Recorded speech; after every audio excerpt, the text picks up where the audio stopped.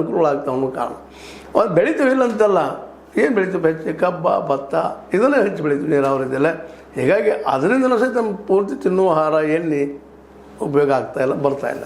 ಈ ಮಾತನ್ನ ಯಾಕೆ ಮಾತಾಡ್ತಾ ಇದ್ದೀನಿ ಅಂದರೆ ಇಬ್ಬರು ಭಾಷಣ ನೋಡಿದಾಗ ಇಬ್ಬರು ಚಿಂತೆ ಈ ಒಂದು ಇವತ್ತು ಜಂಜಿಗಳ ಮೇಲೆ ಮತ್ತು CJPಗಳ ಮೇಲೆ ಅವ್ರನ್ನ ಹೆಂಗೆ ಒಲಿಸ್ಕೋಬೇಕು ಅನ್ನೋದು ವಿನಃ ಎಲ್ಲ ಯುವಕರಿಗೆ ಉದ್ಯೋಗ ಸೃಷ್ಟಿ ಮಾಡೋದಕ್ಕೆ ಒಂದು ಕನ್ಸ್ಟ್ರಕ್ಟಿವ್ ಆಗಿ ಚಿಂತನೆ ಮಾಡುತ್ತದೆ ಏನಾದರೂ ಅದನ್ನು ಅಂತೇಳಿ ಇಂಥ ವಿಚಾರವನ್ನು ಮಾತಾಡಿದಾಗ ಸಹಜವಾಗಿ ನಮ್ಮ ಮೋದಿಯವರು ಒಂದು ಮಾತು ಮಾತಾಡ್ತಾರೆ. ಏನಪ್ಪ ಅಂತಂದ್ರೆ ಬುದ್ಧಿಜೀವಿ ನಕ್ಸಲರ ಮಾತು ಕೇಳಕ್ಕೆ ಹೋಗ್ಬಾರ್ದು. ಬುದ್ಧಿಜೀವಿ ಅಂದ್ರೆ ದಿಮಾಗ ಬುದ್ಧಿವಂತಿದ್ದಂಥ ನಕ್ಸಲರು ಹಾದಿ ತಪ್ಪಿಸ್ತಾರೆ ಅಂತೇಳಿ ಅಡ್ಡಿಲ್ಲ.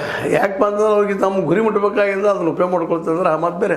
ಆದರೆ ಪ್ರತಿಯೊಬ್ಬರು ಉದ್ಯೋಗ ಸಿಗುವಂಥ ವಿಚಾರ ಹೇಳಿ ಅವ್ರು ನಕ್ಸಲರೇನು ಈ ವಿಚಾರ ತಿಳ್ಕೊಬೇಕಾಗಿದೆ. ಗಾಂಧೀಜಿಯವ್ರು ಹಾಗಾದ್ರೆ ಗ್ರಾಮ ರಾಜ್ಯ ಮಾಡಲ್ಪ ಸ್ವರಾಜ್ಯ ಮಾಡಲಿ ಅಂತ ಹೇಳಿದವ್ರು ಹಂಗಾದ್ರೆ ಅವರು ನಕ್ಸಲರೇನು ಇಲ್ಲ. ಅಲ್ಲಿ ಉದ್ಯೋಗ ಸೃಷ್ಟಿ ಯಾವುದಪ್ಪ ಅಂದ್ರೆ ಆರ್ಥಿಕವಾಗಿ ಭದ್ರ ಆಗ್ತಂದ್ರೆ ನಮ್ಮ ಇಡೀ ಬದುಕ ಭದ್ರ ಆಗ್ತೈತಿ ಅನ್ನುವಂಥ ಮಾತನ್ನು ಈ ಸಂದರ್ಭದಲ್ಲಿ ಹೇಳಿಕ್ಕೆ ಇಚ್ಛಪಡುವಂಥದ್ದು.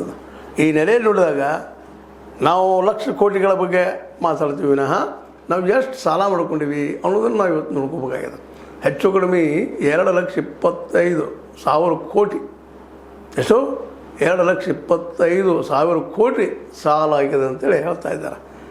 2014ರಾಗ 46 ಲಕ್ಷ ಕೋಟಿ ಸಾಲ, ಇವತ್ತು 225 ಎಡಬರದಲ್ಲಿ ಸಾಲ ಆಗಿದೆ ನಮ್ಮದು ಅಂತೇಳಿ.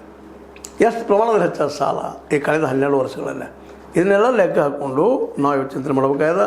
ಡಿ ಕೆ ಶಿವಕುಮಾರ್ ಅವರು ಕೇವಲ AI ಮಾಡಿದರೆ ಮತ್ತೇನು ಮಾಡಿದರೆ ನೋಡಿ ನಮ್ಮ ಶಾಲೆಗಳು ಇವತ್ತು ಒಂದು ಈ ನಾಡಿನ ಪ್ರಸಿದ್ಧ ಪತ್ರಿಕೆ ಇಲ್ಲಿಯ ಸರ್ಕಾರಿ ಶಾಲೆಗಳ ಪರಿಸ್ಥಿತಿ ಬಗ್ಗೆ ವಿವರವಾಗಿ ಬರ್ತದೆ. 100 ವರ್ಷ ಅಂತ ಶಾಲೆಗಳ ಬಗ್ಗೆ ವಿವರವಾಗಿ ಬರ್ತದೆ. ಅಲ್ಲಿ ಶಾಲೆಗಳಿಲ್ಲ, ಯಾಕೆ ಮಕ್ಕಳಿಗೆ ಅನುಕೂಲಗಳಿಲ್ಲ, ಸಮೀಪದಲ್ಲೇ ಅವ್ರಿಗೆ ವ್ಯವಸ್ಥೆ ಇಲ್ಲ.